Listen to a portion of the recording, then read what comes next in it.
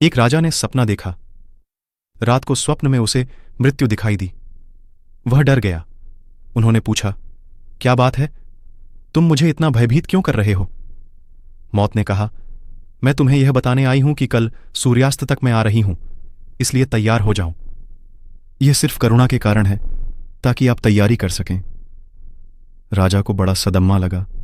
उसकी नींद टूट गई। आधी रात थी। उसने अपने मंत्रियों को बुलाया और कहा, ऐसे लोगों को ढूंढो जो स्वप्न का अर्थ बता सकें, क्योंकि समय कम है। शायद यह सच है। फिर दुभाषिए आए, लेकिन जैसा कि दुभाषियां हमेशा से रहे हैं, वे महान विद्वान थे।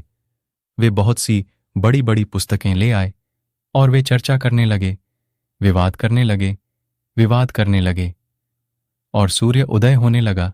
और भोर हो गई, और एक बूढ़ा आदमी जो राजा का बहुत भरोसेमंद सेवक था, वह राजा के पास आया और उसने उसके कान में कहा, मूर्ख मत बनो। ये लोग सदैव झगड़ते रहेंगे और कभी किसी नतीजे पर नहीं पहुंचेंगे। अब हर कोई यह कोशिश कर रहा था कि उसकी व्याख्या सही थी और राजा पहले से कहीं अधिक भ्रमित था। तो उसने बूढ़े आदमी से पूछा, तो फिर मुझे क्या करना चाहिए? उन्होंने कहा, उन्हें अपनी चर्चा जारी रखने दीजिए। वे इतनी जल्दी समाप्त नहीं होने वाले हैं और सूर्य अस्त हो जाएगा, क्योंकि एक बार उगने के बाद सूर्यास्त बहुत दूर नहीं है। बल्कि मेरी सलाह मानो और भाग जाओ। कम से कम इस महल से तो भाग जाओ। कहीं और रहो। शाम तक जहां तक हो सके कहीं दूर पहुंच जाओ। तर्क सही लगा। राजा के पास बहुत तेज घोड़ा था, जो दुनिया में सबसे तेज था। वह दौड़ा, वह भाग निकला, वह सैकड़ों मील पार कर गया।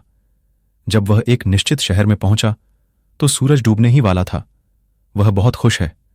उसने अपने घोड़े को थपथपाया और कहा, तुमने अच्छा किया, हम बहुत दूर आ गए हैं। उसने पीछे मुड़कर देखा, वही मृत्यु की छाया, और मौत हंसने लगी। और राजा ने कहा, क्या बात है, तुम हंस क्यों रहे हो?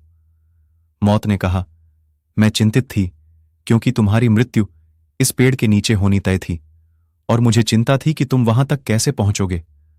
आपका घोड़ा सचमुच बहुत बढ़िया है। यह इसीलिए मैं तुम्हारे सपने में आया। मैं चाहता था कि तुम महल से भाग जाओ, क्योंकि मैं बहुत चिंतित था कि यह कैसे होगा, तुम कैसे पहुंच पाओगे। वह स्थान बहुत दूर लग रहा था और केवल एक दिन बचा था। लेकिन आपके घोड़े ने अच्छा प्रदर्शन किया। आप समय पर आ गए। आप जहां भी जाएंगे, मौत आपका इंतजार कर रही होगी। हर दिशा में मौत इंतजार कर रही है, तो उसे टाला नहीं जा सकता।